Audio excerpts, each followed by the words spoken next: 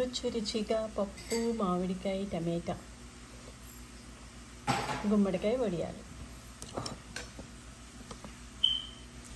ఇప్పుడు మీకు ఈజీగా పాలకూర టమాటా పప్పు చూపిస్తున్నాను చూడండి. ముందుగా ఉడకపెట్టుకున్న ముద్ద పప్పు, శుభ్రంగా కడుక్కున్న పాలకూర,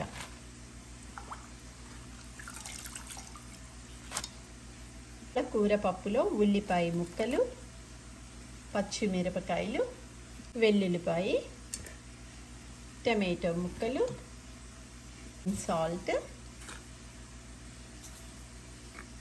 కొంచెం పసుపు, పప్పు రుచిగా రావాలంటే కొంచెం జీలకర్ర, అట్లానే 2 స్పూన్లు కారం. పప్పు ఎలాగో ఉడికిపోయింది కాబట్టి ఇవన్నీ ఉడకడానికి ఈ పప్పు కడిగిన నీళ్ళు వేస్తున్నాను. ఇది ఒక 3 విజిల్స్ వస్తే చాలు.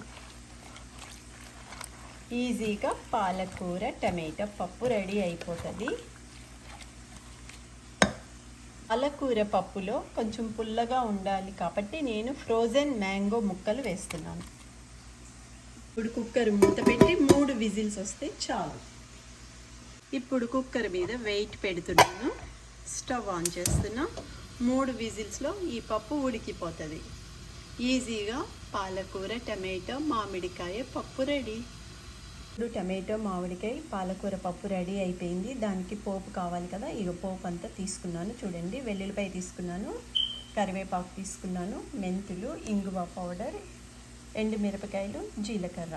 పోపు వేగాలి కాబట్టి 1 స్పూను నెయ్యి తీసుకున్నాను. నెయ్యితో పోపు చాలా బాగుంటుంది. అందుకనేసి మామిడికాయ టమాటా పాలకూర పప్పుకి నేను ఇలానే పోపు పెడతాను చూడండి. 3 విజిల్స్ వచ్చాయి, పప్పు కూడా ఉడికిపోయింది. ఇప్పుడు కుక్కర్ మూత తీసి పాలకూర మామిడికాయ టమాటా పప్పు రెడీ అయిపోయింది. పాలకూర మామిడికాయ టమాటా పప్పు రెడీ అయిపోయింది. ఒకసారి ఇట్లా కలిపేద్దాం చూడండి. ఎంత పల్చగా ఉంటే అంత బాగుంటుంది అన్నమాట ఈ పప్పు. పాలకూర టమాటో మామిడికాయ పప్పుకి పోపు కూడా రెడీ అయిపోయింది. ఇప్పుడు ఈ పప్పు సర్వింగ్ బౌల్లో తీసుకుందాం.